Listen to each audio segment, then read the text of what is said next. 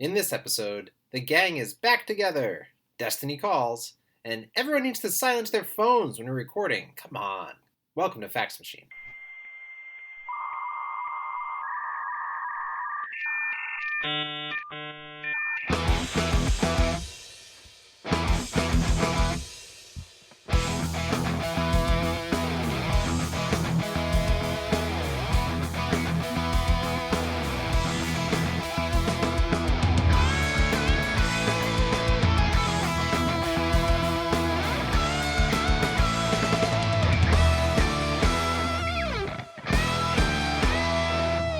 Hello, listeners. My name is Rob, and I'm here virtually alongside my co-hosts Noah. Hello. And Em. Hi. The regular cast of Fax Machine, a podcast by and for people who are curious about everything, but especially the things that make them laugh. And today, we're just going to take a little bit of your time because we have some interesting and exciting news about the next few weeks that actually we've hit almost a milestone. Actually, with this brief recording, this will be our 50th episode. Woo! It's crazy. Do you still do that? Are air horns still a thing right now? I think they're I'm not living in the COVID past. safe. Because they're actually full of COVID lung just air. dispersing it. Yeah. Beep. Oh god. Yeah, someone fills the cans by like blowing through and yeah. No, I think the Cheese wheeze. It's just but no, air horns are appropriate. 50 episodes is a big deal. I don't think we thought we would make it for at least part of this journey. And also, our 3-year anniversary is March of 2018 was when we dropped our first episode on most platforms that you are streaming on or hearing this podcast. So yeah, our 3-year official podiversary. So a lot of things, a lot of stars lining up. And despite the fact that our podcast is now 3 years old, it doesn't mean that we need to tell Twitter that our podcast is 3 years old. I was like, why is am I gonna make it through this without that being called up? Nope, of course not. Okay. Just in case listeners haven't visited us on Twitter at FaxMachinePod. What happened there? Well, as explained in our still pinned tweet to our profile, because, lest I ever live it down, I, at one point, was futzing with our Twitter account and found the option to set a birthday and was like, that's cute. We had a release date. That's kind of like a birth date. And I set it, and our account was promptly suspended because 2-year-olds because we were less than 13. 10 years from now, we will proudly enter our birthday into Twitter. Yeah. I think you have to be 13, actually, so we got to keep this going for a while. Yeah. Yeah. So we're really excited to talk to everybody today because we have just some interest. Oh, is that you guys? That's me. That's me. Oh, guys, it's Moiya. Hey, cool. Hey. Oh, hey, Rob. Hey, Moiya. How's it going? All right. I was in the phone neighborhood, so I thought I'd give you a phone call. Oh, much appreciated. Hey, Say hi to Moiya for us. No, yeah, here. I'm here Hi. with Noah and Em. Moiya, I put you on speaker. Oh, hey, thanks. How's it Hi, going? Moiya. Hi, what's up? Oh, normal stuff. Sounds a little suspicious, to be honest. What are you hiding, Moiya? I'm really just hiding that I have no life and nothing is up at all. Okay, that checks out. Fair Yeah. enough. I feel comforted by the similarity. Great. Exactly. Nice.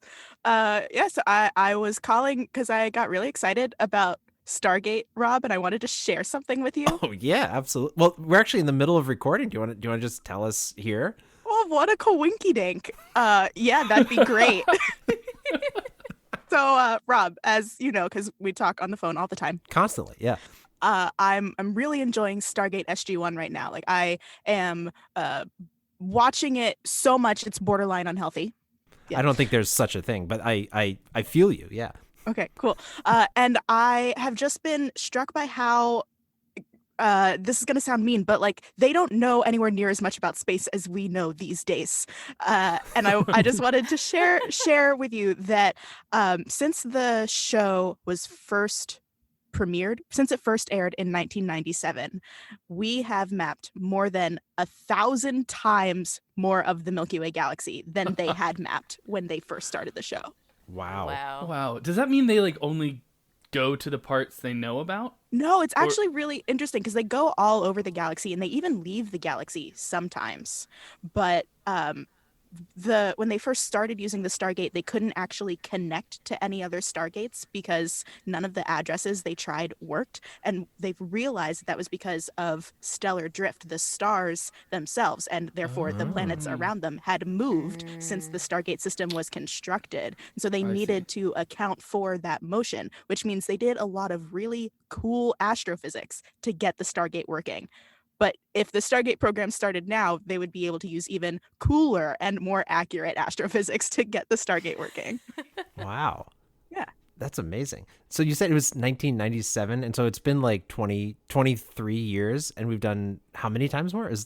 Over 1,000. Yeah. So at the time, the cutting edge map of the Milky Way galaxy came from the Hipparcos and Tycho missions. Together, they had about 1 million stars in them, the positions and motions of those stars. And a couple years ago, in 2013, am I saying? Yeah, in 2013, the Gaia mission was launched, which up until this point has mapped more than 1 billion stars in the Milky Way galaxy, which is still only about 1% of the stars in the galaxy, but that's a whole heck of a lot. I hope that this is a good time for me to say that I don't know what that is. What is Stargate? What is Stargate? Yeah, I don't either. Thank you for saying it because I'm in the same boat. This is why Moiya calls Rob. This is why we don't call you guys. Yeah. What is a Stargate? Oh my God. So Stargate, the franchise, has been around since 1994. It started with a movie called Stargate. And the premise was that, ancient aliens did come to Earth and did influence human populations. They built that's not true. How do I explain Stargate? Wait, is any of this true? Nothing. Everything I've said is a lie. I'm so sorry. And not just like science fiction lie, as in like even more. Yes, it's an intentional obfuscation of the truth. But your question was, what is a Stargate? Well, I mean, just what is the show? Right. And the idea is that this team, SG-1, and a bunch of other teams from Stargate Command, which is part of the Air Force, so it's a military operation, but they have access to this incredible piece of machinery invented by aliens that can connect them to any other Stargate in the universe. So these Stargates can take them to other planets, and they go and they explore. They are ostensibly trying to collect cool alien technology that can defend them from their foes, the Goa'uld. But they are also, just on like peace missions to form alliances and help people where they can and learn cool stuff. But like, so if they had Stargates back then, but they literally knew like 1/1000th of 1% of all the stars in the Milky Way galaxy, like what were they even doing? They were just trying out different combinations at first. When humans discovered the Stargate on Earth, so there are multiple Stargates on Earth. Most of them have been like lost or destroyed until one was discovered in Egypt in the 50s, 60s. I'm not sure.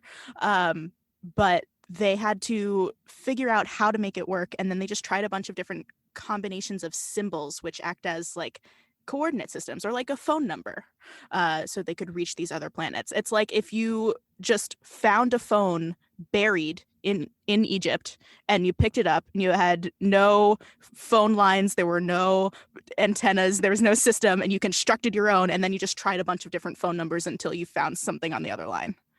That's exactly what they did. I will say I finally, too late, got around to watching Contact a couple of months ago, and I'm imagining, that existing in, the same universe of, in that case, aliens were like, let's just, tell them how to do it. They're not finding these Stargates.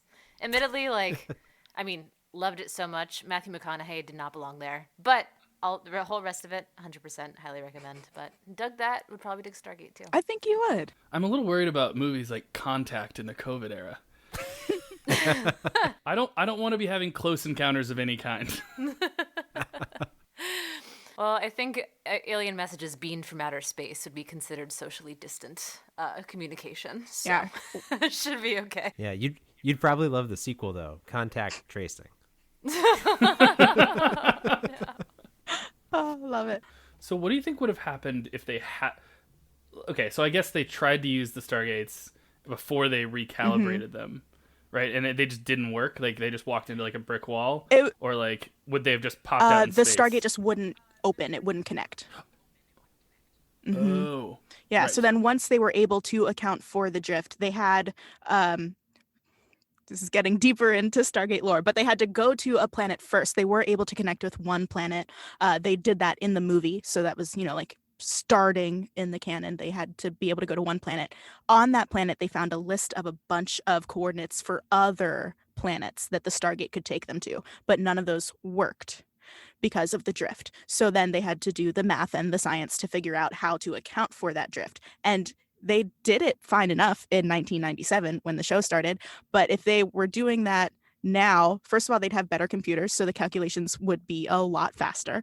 And they would just have a bigger catalog of stars to pull from. They'd also know more about the stars in the systems that they visit. It really worries me that sometimes they go to other planets where they send like robots through to figure out if the atmosphere is breathable and if there are any dangers in the immediate vicinity. But oftentimes that doesn't tell them much about the astronomy of things. There was one episode where they went to a planet and their robot it found that the air was fine and the temperature was fine, and then they get there and like 3 hours later a second sun rises. They just didn't know that there were two suns in this system, and that's something that we would probably have been able to figure out if we were doing this now. No, Moiya, if I may be misremembering this, but doesn't your research have something to do with like tracking the movement of objects in the galaxy? It does indeed. Yes, this is why I was so excited. So do we have you to thank for fixing Stargate? Oh my God! If I could change anything about the world I live in and my life, it would be that I want the Stargate to be real, and I want to be part of Stargate Command so that I can fix these problems. But no, you can't thank me yet. Well, so when you say, though, that if Stargate were happening around, today, they could have done that work much better and faster, also in part because you would have been helping out with it and doing it. And they would have had you on the team. That's true. Well, we'll put in a good word for you, and we have a lot of clout around here. Oh, thank you. I appreciate that. I didn't realize you had Air Force connects. Oh yeah, us and Stargate go way back. They've been sending our podcast through like the golden disc on Voyager. Oh no. Trying to dissuade alien races from coming here. Fax machine representing humanity. Oh no. I mean, that's kind of a really cool defense mechanism. Just don't come here. Don't take us over. We have these terrible podcasts hosted by people who do nothing but make puns. And Moiya, because we have you here, I really want to ask, because it's been in the news so much that the FBI declassified all these UFO videos. Could it be? I mean, I know that's not at all what you study, but I just want to ask everyone. I have to say yes. Like, could it be? Yes. As a scientist, I have to be open to all possibilities until the data proves otherwise. But do I think it's aliens? No. I feel like we are not advanced enough to, and I mean that in both ways. Like, I don't think we're advanced enough for aliens to come to us if they like just discovered us now. Like, we're not interesting. I also think we're not advanced enough for aliens to have been here in the past, because they would have left stuff, and we're not far enough along to have started with some of their technology as a starting point. Not even those triangular obelisks in the desert? No, you got me there. I have no way to explain that. Yeah. Well, Moiya, I know you've probably got to run and do lots of cool space stuff, but thanks for calling in with the Stargate fact. I'll set a calendar reminder for next week when we're going to chat about it again. Although this has been great, this just serendipitous encounter with the entire fax machine crew. I've really enjoyed it. You know what I really like about that is that Seren, S-E-R-E-N in Welsh means star. Really? Oh. Yeah. That's nice. So it is sort of serendipitous. Wow. Sort of.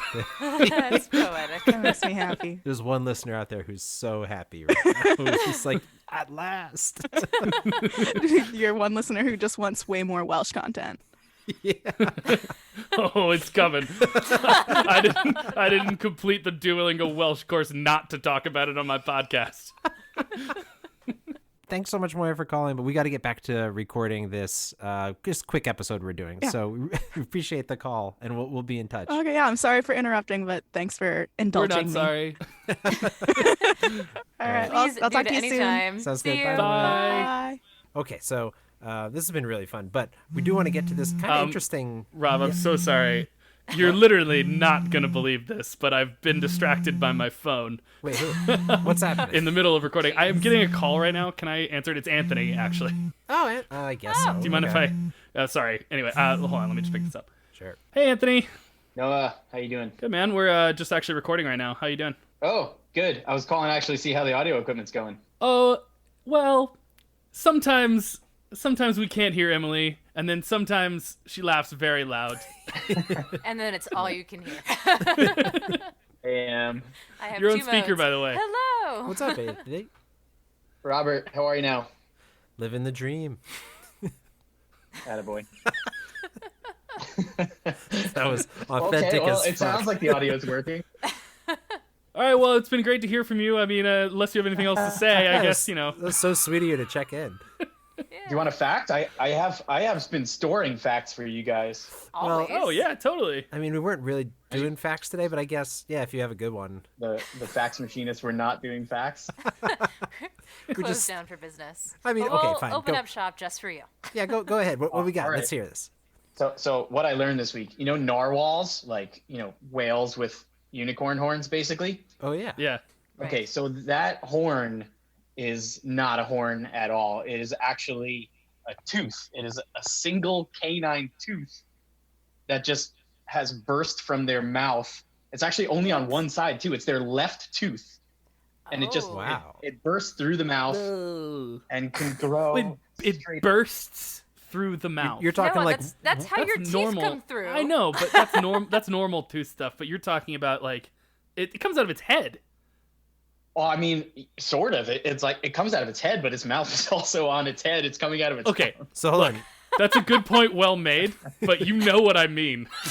It comes out of its forehead. Wait, so... Well, it's not though. It's underneath its eyes. It's like where the whale's teeth would be. It's just, and that's actually the crazy part of this too. Is like the tooth comes out. Only the left side comes out, Okay. right? But you look inside these whales' mouth. No teeth. They have no other teeth. They just have the one tooth. There's like a couple of tiny like vestigial teeth right next to Yeah. it. Totally non-functional. They eat other fish and they just swallow them whole. So It seems like they really weren't so good at that whole moderation thing. They're just no, it's either no teeth or all the tooth.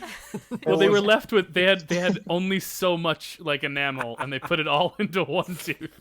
Well, that's the thing too, is like the energy it takes to make. First off, these tusks can be like 10 feet basically, and they're hollow, and they have this like left-handed helix as they grow, so they're like really beautiful. It's like the spiral helix, but the energy, like somebody has done the math, somebody way smarter and more into this than I am, has done the math. Like the energy required to make a 10-foot tooth tusk, they could have 40 other teeth instead. Like they could have functional teeth instead. They just have this one wacky one. Oh my gosh, that's so wild. So Yeah, it's weird. So is it actually used as a spear? I feel like that's like you have this thing. You might as well just spear dolphins with it. It's Kebabs. a big question in the It's in the for kebabs. narwhal field. Actually, they live in the ocean, not the field. In the narwhal ocean field. Oh my god. There's a narwhalist somewhere who's just so mad about all of this. So, has anyone like measured the sort of range of tusk sizes that you see with narwhals? Do they fall in narwhal distribution? Yeah, it's I don't know about that. I know it's like an average of what? I think everybody else missed it. No, you all missed it. Narwhal. Narwhal story of my distribution. life. Oh, it sounded so. Oh, Just drive a narwhal tusk through my heart, why don't dang! you? That's funny. That's what you're looking to So- hear. It's like they get up to like 10 feet long, but yeah, the purpose is still like completely contested, like what it might be. only the males have them, but there are exceptions. So 15% of females will occasionally get a tusk. And of the males, like especially of the males, 1 in 500 get 2. So both canines grow out. And they have like double. Oh, wait. Do they have 2 horns or do they twist together? Yeah. No, they don't twist together. They grow like slightly apart on an angle, like a very acute angle. Like a V? Like a V. It's very acute. It's cute. Interesting. But yeah, it is a complete mystery as to like how this happened, because they don't know, like, did they used to have teeth? Were their teeth vertical at some point and then it went like sideways and came out straight? And they don't really know like what pressures would possibly have selected for you having one silly tooth off the side that comes straight out of your face from 10 feet. So I don't know if you've ever looked into like antler evolution. I was looking into rapid bone growth in my thesis, and so I did a whole like 1 month stint thinking I would become like an antler scientist because that would have been way better. That's very cool, actually. Yeah, but it wasn't going to be a simple path in my 4th year to switch from like mouse spines to like wild deer, so we didn't do it. To branch out like an antler. There you go. But so there's like a ton of theories like why do antlers occur? And like they're pretty normal because we see deer and things with antlers all the time, and they're like part of our culture. So we're just like, because they have antlers. But like it's a bone it's not really a bone either, but it's like a rapidly growing vascularized mineral structure that comes out of the skull, and it just makes like coat hangers, and then it falls off. And it's like, why would you do this? And like the major theories are like, well, it could be for heat dissipation, but it happens in the winter. So like you wouldn't dissipate heat in the winter, or it's for protecting young, but then you'd have it on like female deer and it's on male deer instead. So then it's a courtship display, but there are so many other things they do for courtship displays that are like, you know, vocalizations and dances and things. And so like the only reason that antlers exist, like the predominant theory is for intraspecies battling. Like literally the same reason like rams have horns, just so that 2 males can duke it out with like a weird set of weapons that gave them an advantage at one point. Is it necessary that it's intraspecies, or are they just general purpose weapons? So that's the thing. If they were general purpose weapons, females should have them too, because they do child rearing and child protection.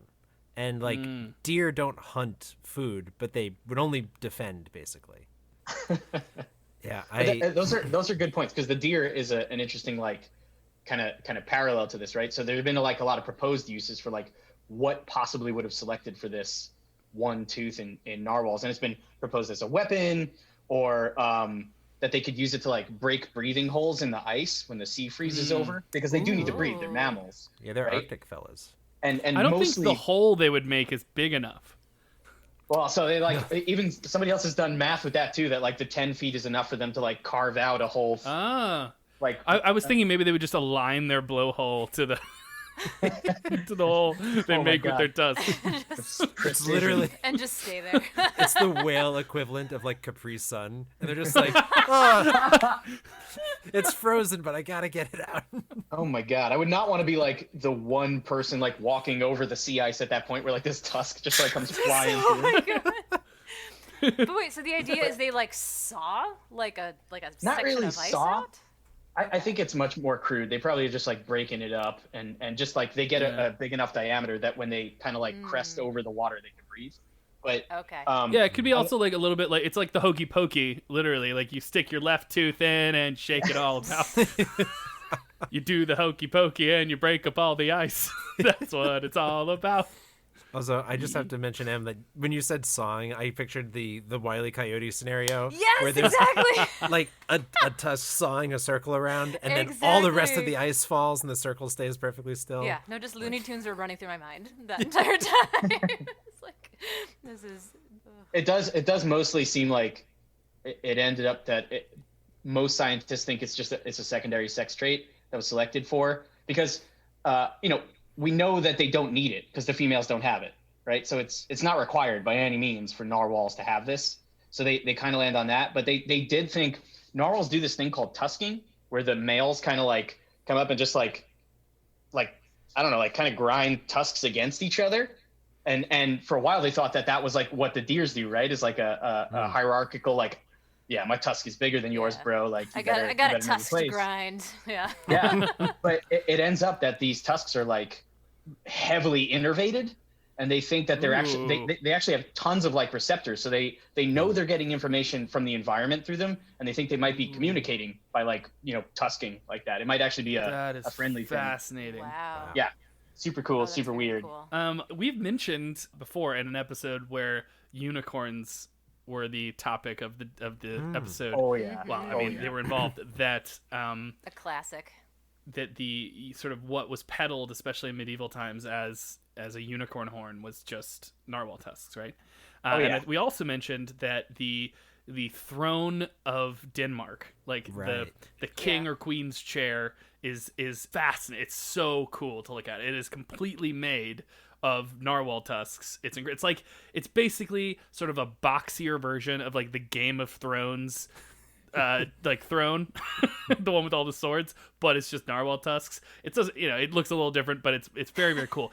But I looked that up recently, and one thing I didn't know back when we were recording that was that there's another sort of interesting thing about the throne room, and it's that because apparently like the throne of Solomon in the Bible was like guarded by 12 lions, the Danish were like, all right, let's have 3 life-size silver lions Whoa. that are just in the throne room, and they like are put into different positions around. I don't know I think they even move them around, honestly. Well, the connection with the narwhal tusks and the unicorns and the royalty thing is actually really strong too, because so like you guys, I think you covered on an episode, right? Vikings were finding these and then selling them as unicorn horns, which really took off. And like royalty would not only collect them for themselves, but they would then also like gift them to other royalty as like a show of like, I really care about you. I got you this unicorn horn. And like even popes, like in 1533, Pope Clement gave one mounted in solid gold to King Francis of France. Like even the Pope was like, they're like, is this okay? Like, is this blasphemy? And he's like, no, it's magic. It's great. Like, do it. Yeah. Give it to him, right? But the reason that this really took off is the real fun in this fun fact, which is that the major appeal of unicorn horns at this time was they were a poison antidote.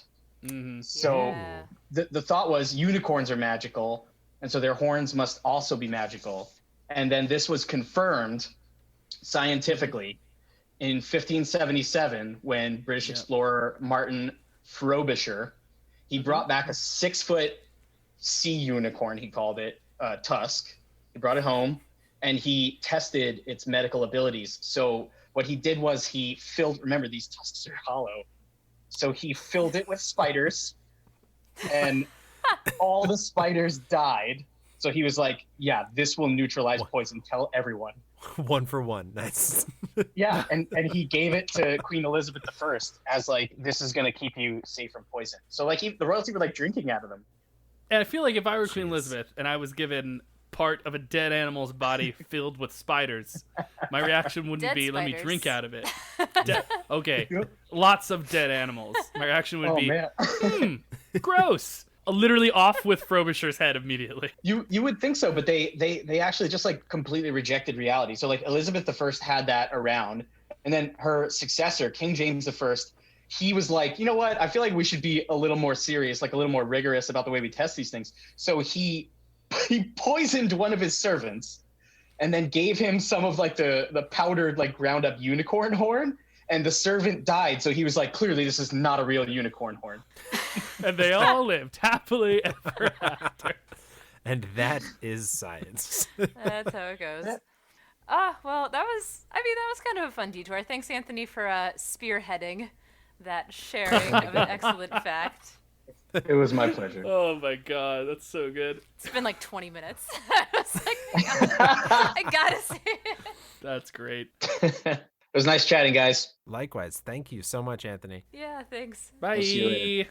And basically, what we came on to do was just have a quick, informative session to tell you all about Oh my what's god, coming I'm down so the sorry. line. This is unprofessional, but someone's calling me right now. I forgot to silence my phone. Let me see. No worries. We'll wait. No Oh, it's worries. Go Rich for Fizz. it. Yes. This is Yeah. Rich Fisler, Yeah. who we referred to in our first live show as the Rich Fisler of high school Connecticut chemistry and physics fame. Yeah, that very very same.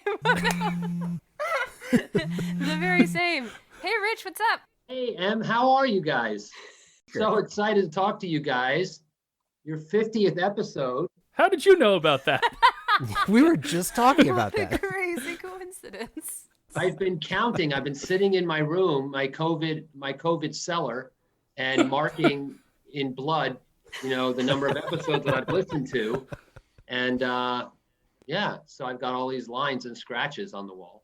But yeah, no, thanks for giving us the ring. We're pretty pumped about just making this quick little episode and getting in news out to the people. Well, I've got I just have a weird fact for you, but I'm going to introduce it by asking you, what does a little mermaid wear to math class? Sea glasses? Oh, Ooh. I know. Wait, I don't know, but can I guess? Yeah. A squared plus B squared equals seashells. Oh, I like that one. Rob? It has to be an algebra. Algebra. So, sorry. That was great. My weird little fact has to do with Hans Christian Andersen. Just a guy from fairy tales lore. Met Charles Dickens at some party in like 1840 something or other, 47, and just was total fanboy and wrote him letters for 9 years. Just kept corresponding, and Dickens was like, well, hey, if you're ever in the neighborhood, why don't you come by and you can stay with us? So he showed up at his house, was supposed to stay a fortnight, which I think is 2 weeks, not a video game. Remember, there is a video game, but it's also, I think, 2 weeks, right? Yeah. First. Oh, I learned something cool about that. It is 2 weeks because it's 14 nights. Oh, I didn't even Oh, think of that. Ah. Yeah, well, okay. Wow. Okay. So he was supposed to stay a fortnight, showed up and told Charles Dickens' family that it's Danish tradition to have a member of the family that he's visiting to shave him. Dickens' family didn't want any part of that, so they sent him to the local barber. And stayed a really long time, like 5 weeks. Wow. 2.5 fortnights. Yeah. Important. So they basically never spoke to him again, unfriended him on Danish Facebook, and never spoke to him again. That's why it's interesting to think of like those titans of literature knowing each other, let alone like being in an odd couple kind of housing scenario. Yeah, just kind of putting up with him and rolling his eyes. I'm like, he'll never show up. Next thing you know, he's on the doorstep. That's everybody's worst fear, I think, when they make like plans they never really intend. Sort of as the, you make plans with someone just to be like, yeah, we should totally get lunch. I saw a tweet today that was it's basically like making plans for when the pandemic is over is the equivalent of like yesterday's let's get lunch sometime. Yeah. Sometimes you're kind of happy about the pandemic, right? You don't have people coming to visit. Yeah, exactly. It's nice sometimes. But I think all in all, it sucks. Yeah, I think we can all agree overall. Yeah, overall, Facts. yeah. Fax Machine's official position, not great. Not great. The whole shaving thing, is that actually a Danish tradition? 'Cause I'm kinda- I don't know, but the couple stories I read kind of had some references on that, but I don't think it's a Danish tradition. I hope he means his face. Oh, that's true. When was Yeah. manscaping invented? I think that day at Charles was it. Dickens' house. That's what it was all about. Can I say, if you Google shaving Danish house guests, which was the keywords I chose, because it seemed like it would cast the net in the direction I wanted. You had it. great expectations. But the number one hit is how Hans Christian Andersen destroyed his Oh, friendship. you're kidding. That's the number one hit. there you go. I would imagine Danish house guests make for a pretty bleak house. Oh, I was gonna. Don't you beat me to it. Had it up the Sorry. sleeve. You I can was do yours. like, just waiting for the moment. But with regards to maybe being a bleak house, so I asked because I'm wondering whether like it was simply Hans Christian Andersen being an unwelcome guest and overstaying his welcome being what destroyed the friendship, or whether there were certain like continued incidents and escapades that happened over those 5 weeks that just really put a kibosh to that. Like whether the shaving request was only the beginning of his sort of like outlandish kind of tendencies that Dickens was then like, oh my God, get this guy out of my house. What if it was Danish tradition that a house guest had to be shaved by the owners of the house before the house guest could leave? And actually, Hans Christian Andersen was like, "Oh man, this is a mistake. 5 weeks to break I'm Dickens." out of here. Finally caved. Oh my gosh, these quotes are brutal. Yeah, it's kind of brutal. So Hans Christian Andersen was talking, apparently it was his friend who was coming over to visit, and he said, Charles Dickens said, well, Hans Christian Andersen might be here at the time, and you won't know him, but you won't mind him because he only speaks Danish, and it's suspected of not even knowing that. Well, I have one more Dickens reference. Just drop it. It's just that, there's a lot of cultural differences, as this story attests, between Copenhagen and London. And that's really just the tale of two cities. Nice. Excellent. Well, I do have to say this phone call has been the best of times. Just the best of times? Just the best of times. This is not, the winter of my, whatever. Glad to hear it. Awesome. And Fax Machine is the best of times. Aww. Thank you. Bye. Bye. See ya. All right. Well, that was exciting, but okay. So we are kind of going over a little bit. I want to get back on track with just a couple quick announcements about what we're going to be doing with. Sorry, guys. Rob. You're not gonna believe this. It's Diana Montano. Oh, Don't jeez. even believe it. Hold on. Let me take this. I'm gonna put her on speaker. Hello. Hello. Hi, Diana. What's up? Hey. Oh, the whole team's here. Hey, everyone. Yeah, we're actually recording an episode right now. What's up with you? No kidding. Aren't you always doing that? I figured I would probably be catching you recording. Like 6 days a week, we like to just sit here and we release like a 1-hour episode every 2 weeks, but the rest of it's all on tape. I mean, it's you just- never know when inspiration will strike, so you just always have to be recording. I like it. It's a good way to be. Well, I'm actually calling you all today because I've got a fact that I'm thinking about putting into a trivia night, but I need your advice on what might be a good trivia question, actually.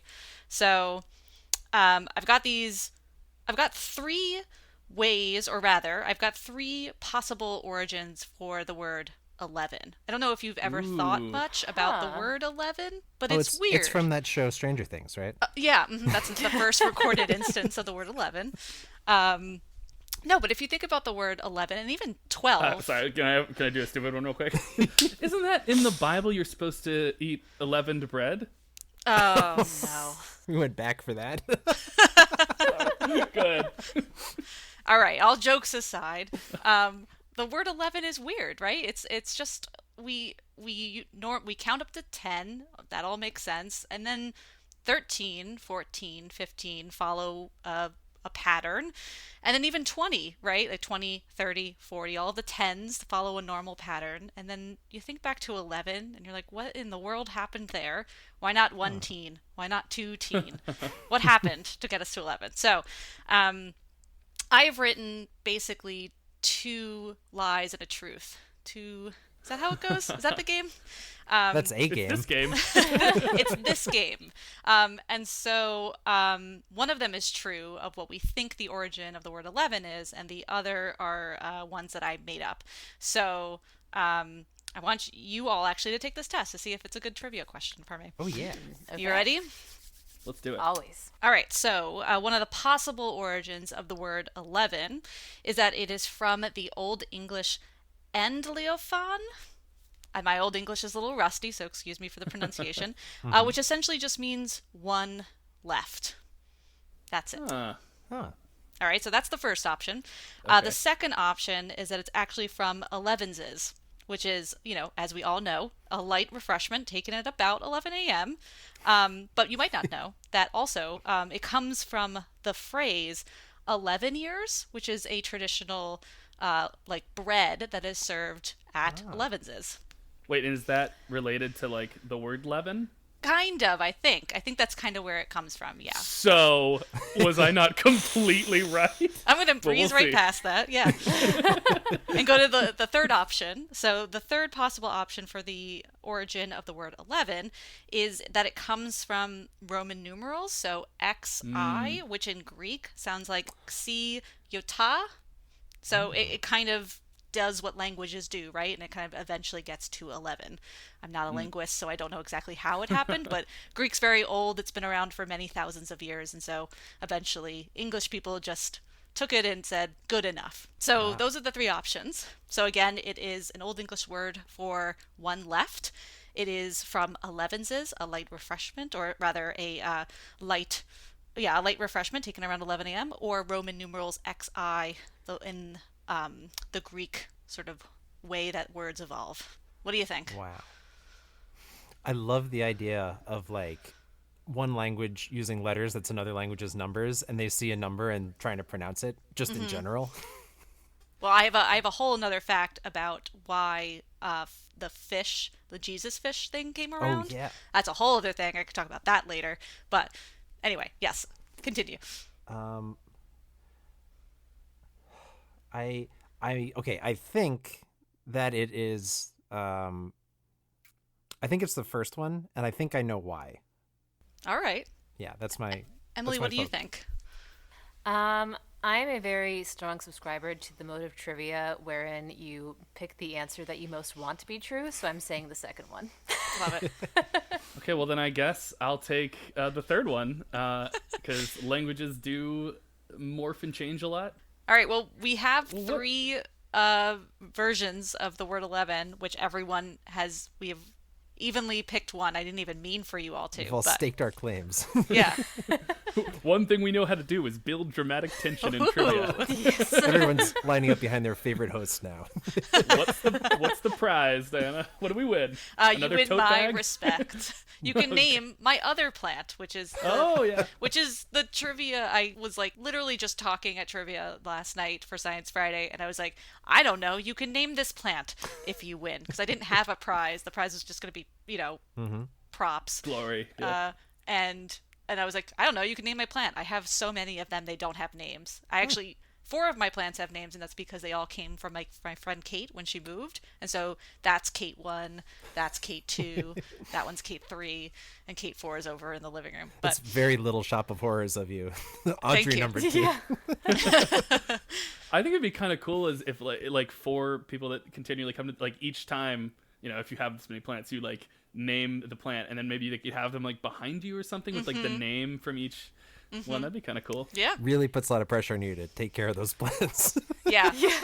I did pick the ones that have been alive for a while, so I at least don't feel bad. I'm pretty good at keeping plants. I have killed this one plant over and over.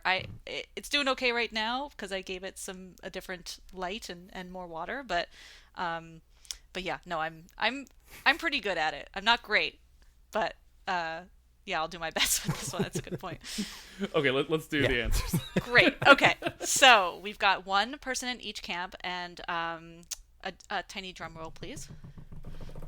The answer is the Old English for El de Leo Fa. Hey. Rob, you got it right. Ye old right. suckers.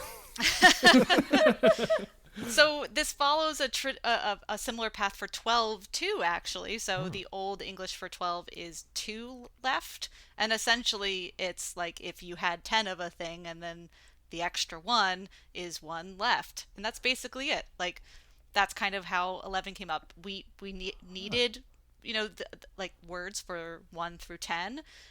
We didn't really need much above that for a really long time, and so 20 wasn't even a number for a while. And we basically got to 2. That the conventional thinking is that we got to 12, and there are a lot of cultures that count in base 12, and so by the time we got to 12, it was kind of like, all right, that's all the numbers. You can do everything you want with 1 through 12, so we don't need any more. And so it wasn't for years and years and years that they eventually were like, I guess we can keep going. Why not? 13. Let's just make a convention here, and we'll start there. But they already had the words for 11 and 12, so they didn't rename them. So that's what they think happened, but as with most things, the real story is lost to time. So we may never know. The others may be correct, Emily and Noah. I made them up, so probably not. But you never know. It's always a chance. You might have just incredible insight, and that you didn't realize that you were right. Yeah, of course. I didn't steal But one we from did. J.R.R. Tolkien at all. So Yeah, that's true. So That's interesting. Yeah. So Rob, I've you said thought you- about one left, and I interpreted it the totally other way. But I was thinking about I think it like Phoenicians were one of the peoples that had a base 12 counting system, and we have a base 10. We think because we have 10 fingers, and it's just very straightforward. But you get a base 12 counting system if you count the knuckles on your hand, and so you do Yeah, that's the same. I was just gonna say. like so it's like 1, 2, 3, 4, 5, 6, 7, 8, 9, 10. One left. I'm done. And that was kind of what I thought might be happening. it's kind of that. Yeah, I think it's more about like if you have 11 and you take away 10, there is one left. But I can see that version too of like there's one left to count. Basically, yeah, it's one more or one less than 10. So I also have this weird, this is a strange aside. I have this weird thing where when I was learning Spanish as a kid in like 5th grade, I learned the word for 19 was 20 menos uno. And I've, From who? I don't know. I like, it's so weird because it's a thing that I learned. Like I was taught it and wrote it. And then I said it in some place and like probably in high school and everyone like just laughed at me. And I was like, no, it's a thing. And it's not a thing. And, and I'd love to know who incepted that into my head when I was like 6 years old to make a fool of me later. So the other thing I love about this fact is like the implications on a word that has come into culture recently. Because of this linguistic anomaly, it gives us the category of humans that are tweens, who otherwise would not be distinct in any way from teens. There you go. But I I think don't even know where that like is it just below 20? Like I don't get it. It's like the 11s to 12s, right? That's a So, tween. a tween is, so I guess linguistically, a tween is like a 10, 11, and 12-year-old. But like, so papers on like early childhood education define it as 9 to 15, basically pre-adolescent. Yeah, and it totally depends who you look at and who you're reading. But like as old as 15 is a tween, depending on like where they are emotionally and physically. Because they've kind of been grouped as like there are teenagers and then there are pre-adolescents or tweens. If you say that to a 13-year-old, they'll murder you. Oh yeah. A freaking teen, but not a tween. I'm going to watch Avatar by myself. You can't stop me. But actually, speaking of that, so Diana, as you were mentioning, sort of like this proclivity for a while for like counting to stop at 12, I was also wondering if there's any kind of like taboo language contribution to that, because after 12 is 13. And I was kind of wondering if it was like people were just like, yeah, we just stop at 12. We don't. There's a think of number anything after above that. It's like bear, right? The don't idea think of that the word Yeah. bear, right, used to be just like Yeah. it's the word for an animal, but it's not its name because we're not supposed to say its name, so we'll just call it bear. And then eventually, like that's a bear, and they're like, you don't understand. Yeah. You don't understand what you're saying, but okay. It is, but it's not. Yeah. But you're ruining it. Yeah. I wonder. I actually don't know. I would be interested to know if people were just like, oh yeah, there's no numbers after that because the next one's bad, and then we just don't talk about the ones after that. Yeah. I was just gonna say that you remember how well, I don't know if you remember this. I know, Rob, you're quite old, but you're not this old. But back when they had like maps where there was the edge of the world, and then they didn't have anything beyond that, so it would say, "Here there be dragons." You know, it's sort of with the taboo of like past 12 would just be like, "Here there are tweens." I don't know. Oh wow. Well, that's awesome. I think that's a great trivia question. You should absolutely. Yeah, you would. You got it right. I think that's the best trivia question I've ever heard. Yeah, Noah, what do you think? Emily, what do you I don't think? think it was so good. No, it's excellent. It was great. Yeah. Awesome. Definitely Thank you ask so much. I will definitely, how about I just call once a week and I just ask you guys questions and you tell me if they're good or not? Yeah. That'd be great. So yeah, I would totally use that question at wait, what trivia are you making? Oh yeah, we're doing weekly trivia at Science Friday for our virtual audience. So while we can't gather in person, we're going to just play some trivia every week, every single week. It'll be Wednesdays at 8:30 p.m. Eastern Time. And we're starting now, actually. They're already happening, so you should come on over. You can find out all the info. It's all free. sciencefriday.com/trivia. Amazing. Can't wait. Heck yeah. Yeah. I'll see you guys there. Oh, we'll be there. Yeah, you will. Oh, for sure. I can't wait for all our listeners to lose to us at trivia. Nice. Well, you can't. You have to answer the question that I ask you for advice on. I'm wrong. personally screwed. All right. But thanks so much, Dan. We have to get back to recording. This was just going to be a quick episode, so we got to get back to this. But thanks so much. We always love hearing your cool and awesome facts. Thank you all. I will. I'll listen soon. Bye, Diana. Bye, Diana. Bye. Great to see you. Well, that was really fun. But we do need, Rob, we do need to get this episode done. So Someday. could I'm sorry. I don't want to be this guy on the podcast, but could you please turn your phones off? Because Okay, we yeah. definitely Yeah, can't. I agree. Because this is important. We got to get to it for the listeners. But okay. But Noah, Yes, what's that sound? that's my phone. Curious. You gonna pick it up? oh, I think I have to. Actually, it's Sam. Oh. And Oh, yeah. she did send a text right before calling that says emergency Oh, fact. by all means. So that's a code word. I have to pick this up. I'm really, really sorry. It's really I mean, it's our embarrassing. I'm duty. so sorry. no, yeah. Yeah. Hey, Sam. Hi, this is one of the hosts of Fax Machine, right? Is this Noah? This is Noah. Yes, you've reached Noah, one of the hosts of Fax Machine. Great. I will be honest, I had you in my phone as Fact Guy, and I knew that there was a reason why I had it in my phone. That anyway, I remember that you told me I was allowed to store your number in my phone if I ever had a fact that was just too good to keep to myself. And you know, Absolutely. I had to press the button. I had to send the text. Well, right now we're recording with the other two hosts. Oh my God. Other Fact Guy and Fact Girl. Oh my God. So can I put you on speaker right now? Yeah, okay. Hey. Hey, Sam. Hey, oh my God, the Fact Triumvirate. That's what you go by, right? Yeah, yeah. We have little golf shirts that say it. Okay, y'all are gonna lose it, and also I think after sharing this fact, I will feel a little bit lighter. So there's a selfish, motivation for it. So okay, the fact starts with a word, and the word is Canucksploitation. Ooh. Canucksploitation. Now, is this going to have anything to do with the fact that you are Canadian? You might well ask. You might well ask. So the context for this is that last night, or 2 nights, I can't even remember. It's been haunting me ever since. I wanted to watch a movie. I couldn't figure out the mood I wanted. I always like a good B movie, and I ended up watching this movie called Cannibal Girls, which is a movie made in 1973, directed by Ivan Reitman, and starring Eugene Levy and Andrea Martin. Wow. Visiting a small Ontario town and falling victim to the Cannibal Girls. Now, the reason that this just kept getting more and more fascinating and led me to discover the entire world of Canucksploitation is that I always kind of Rotten Tomatoes a movie like halfway through if it's not gripping, and I'm like, what did this get? Is this like cult good or cult bad? And in it, I found the poster, and it said, Cannibal Girls. The tagline is, they do exactly what you think they do. But that is not even the best part of this.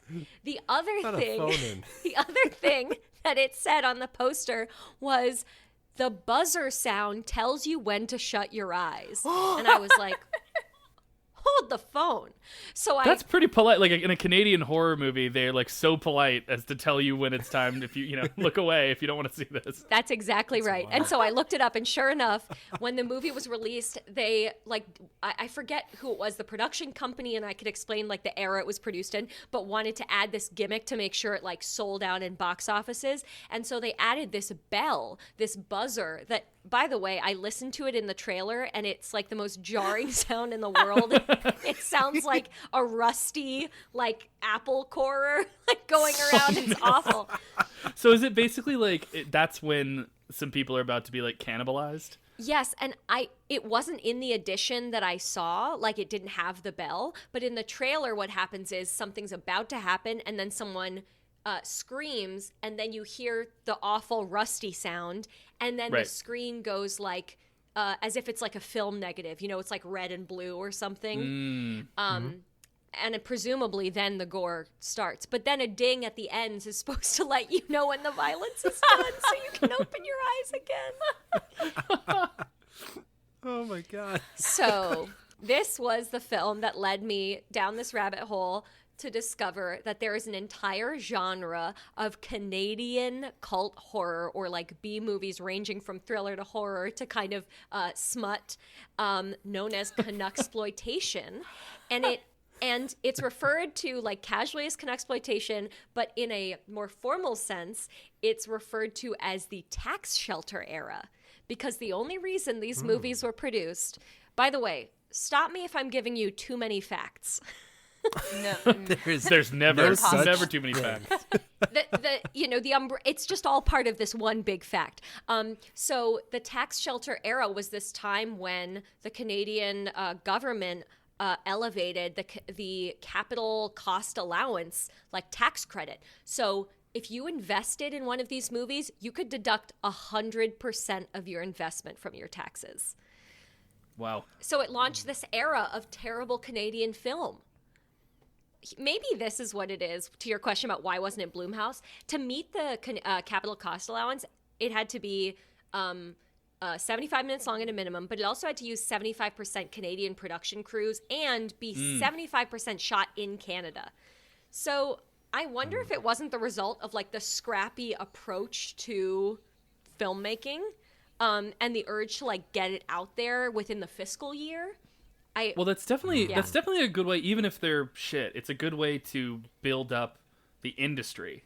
Because you need, like, even if it's a bad movie, you need, like, grips and camera people and, you know, and, like, production assistants, all those people. You need to, like, make those jobs for people to be there. So it kind of makes sense. It's kind of a cool way to do it. And I think the thing that excites me most in reading about it is that the guy who coined the phrase Canucksploitation's name is Paul Karupe, and he used to be the editor of a Canadian magazine called Broken Pencil, and he coined the term in 1999, and then he went and started a blog called Canucksploitation.com. So if anyone's interested, you can go deep like I did. But he writes about how, you know, it's kind of viewed as like B movies and exploitation films of every genre are viewed as the alternative history of cinema. It is the underground story. It is kind of the stuff that's not getting the glitzy treatment. So in that way, what you're saying, Noah, is right. Like it is kind of an exciting narrative that has just as much value as that of the Hollywood glamour, you know? I also find it interesting that, as you said, it had to be 75% Canadian crew, right? And crew and cast, presumably. 75% shot in Canada. Do we think that was just like 75 minutes long, we're gonna make everything 75? Yeah, maybe it was it was like, this is the 75 plan. Well, maybe we're gonna make like 75 movies a year. Yeah. They also made 75 movies. You know, it's funny you say that, because at the peak of the time of the tax shelter era, the most movies ever made in a year was 77. Oh, that must be where it all went wrong. Yeah, you're right. That's when it went They downhill. flew too close to the sun, which is quite hard to do in Canada. It was either 77 movies in the final year or 77 movies total over the course of the entire tax shelter era. One or the other. But what the other thing that strikes me as interesting about Canucksploitation is, like, I only have watched Cannibal Girls, but I am on track, baby. I'm gonna watch them all. But there's nothing quintessentially Canadian about, like, the humor or the characters. Like, it doesn't feel like what's an example of a movie? Like Canadian Bacon, you know, or like Bon Cop, Bad Cop, where they're taking some element. Are these like completely foreign? Am I just speaking? Never heard of it, but I do like Bon Cop, Bad Cop. I assume that's French Canadian, or it's like basically it's like what's that? Those movies with like Jackie Chan and Owen Wilson, but it's like a French Canadian and like It Anglo. is exactly that, y'all. This movie, you could not come up with a more Canadian premise. A man is murdered on the border between Quebec and Ontario, and his body is left hanging over the border sign. So they have to assign one Ontario cop and one Quebec cop who hate each other to work together to solve the case. I love that you said they have to assign one cop from each that hate each other. It's It's actually in the Canadian It's actually in the Canadian Constitution. They have to hate each other. Yeah. What were we talking about right before this Bon Cop, Bad Cop thread? Oh, just that it's not about the identity of Canadians. The only thing about Cannibal Girls that someone was pointed out is that it's one of the only like snowbound horror movies. And it made me think about how it's not often you see people like running horrified through the snow. There's nowhere to hide. Okay. Okay. I presume, though, wouldn't everyone just have skis? Is that not true in Canada? You know, if they'd had skis, they would have escaped the situation. So, no. It would not work in this scenario. Since they didn't, everything went downhill. Oh, boy. So how old is Eugene Levy, and what state are his eyebrows in this movie? He is sporting a full afro. He is really leveraging his good looks. Oh, Mine are well so done. bad. Well Just done. got me out of the whole show. Just Oh, it's the worse the better. I just want to interject because I don't think it's ever going to be a relevant thing to insert, but just a pun about Canadian horror movies. The hills have AIDS. Okay, if you want to launch an entirely new Conexploitation era where we actually do take advantage of Canadian sensibilities, you can name them all. There you go. You've got the job. You got the Noah. job. Well, if anyone I else has a good name, you should. I'm going to be thinking about it. I think we should make these. Okay, so you're taking The Hills Have A's. What's anyone Yeah. else's? I'm trying to think of movies. Quebec to the Future. They don't have to be horrors, Well, right? that's solid. okay, all right. Well, yeah. if we did a spy movie, Casino Montreal. Oh, that's pretty good. That's good. The Yeah. New Brunswicker Man. Nice. Ooh, that's really good. That's my best one Very yet. nice. 4 That's weddings good. and a funeral, Alberta? No, that's. That's really Why good. did anyone let me? Oh man, Saskatchewan. Saskatchewan. Yeah. That's good. All There right. we go. Okay, We did it. I'm Okay, satisfied. hang on. We got Okay. we got the New Brunswicker Manitoba. Whoa. Wow. Double feature.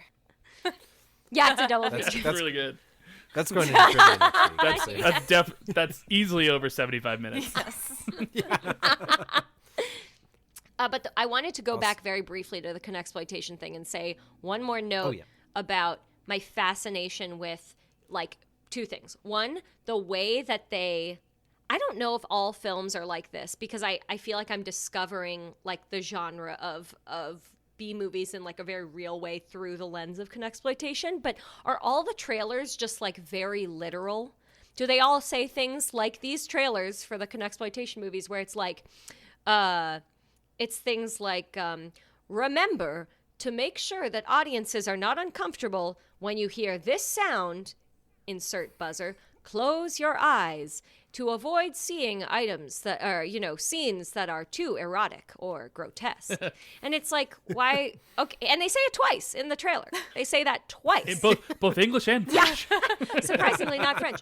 But then in another movie trailer I saw for Porky's, which is like this famous screwball comedy that was part of the tax shelter era. It's like, it was just like, we can't show the shower scene because what they see is not safe. We'll show you in the theater, but we can't show it now. It's just so funny. Could this be a YouTube channel where we like remake American trailers with like Canadian sensibilities? I am sensing that American exploitation films of all genres do not do this. It's so funny. That's awesome. So that's the story of Conexploitation. Sam, I think you did such a good job of explaining that. Ah, I can explain it again next time if you. anytime. Well, I think that did qualify as a fax emergency, and I'm so glad that you called us and were a part of our podcast yet again. So thank you very much. Thank you for having me again, and may your pandemic days be filled with surprising, baffling, bell-filled movies until we all get the jab. Thanks. Sam. Bye, Sam. Bye. Bye. Okay, well, I think I seriously better make this quick announcement right now before we get any more calls. 'Cause this I'm is dying to know what the announcement is, please. And I hope it lives up to the hype now that we've wasted an hour. Not wasted. Now that we've spent an hour talking to some dear friends. But like we said earlier, 3 years ago on this week in March, the crew released our first episode about the Olympics. And we've been getting together to talk about trivia ever since. And now, on the verge, our 50th episode coming out. And we're going to celebrate by releasing a whole new slate of episodes. Woo! Heyo. That's right. And so every 2 weeks, for the next many weeks, we're going to be interviewing exciting guests from all different fields, with all different backgrounds and expertise to hear about the facts that they find really interesting and exciting and that are going to make us laugh together. So these facts will all be appearing fresh in your podcast feeds. Get excited, tell your friends, and we'll see you in your ears. Ew. Not if we see you in your ears first. Do you think that could be our tagline? We'll see you in your ears. We're going to try it. Ears looking at you, kid. I feel like if that's the case, we should start making merch that's just like branded Q-tips. Just fax machine. It's like when you stick the Q-tip in, it plays like our theme song, like with the pressure. Oh, God. It's so loud. They're precision fact applicators. Wax machine. Oh my god. Oh, wow. So in our typical fashion, this show has, I'm sorry, gone longer than we thought it would with all these crazy calls. But man, it feels good to learn tons of random facts, doesn't it? So good. That's what we're here for. And we're looking forward to releasing those new episodes to learn even more facts. So in the meantime, please check out our website, faxmachinepodcast.com, and follow us on social media, where you can find us on Instagram and Twitter at FaxMachinePod and on Facebook at FaxMachinePodcast. And if you'd like to follow us individually, I'm Sweatervest SCI, Noah, At Arcs and Sciences. and Emily. At _EM Costa. And check out all of our guest feeds, Sam at Ahoy Samantha, Rich at Fizz SCI with 2 Z's, Anthony at AC Antonelli, Diana at Funk Minister, and Moiya at Go Astromo. Fax Machine is produced by Rob Frawley, Noah Giberson, and Emily Costa, with editing by Noah Giberson. Our theme music is by Anthony Antonelli, and our logo was designed by Mike Zola. Thanks, everybody, and we'll see you next time. Bye. Bye.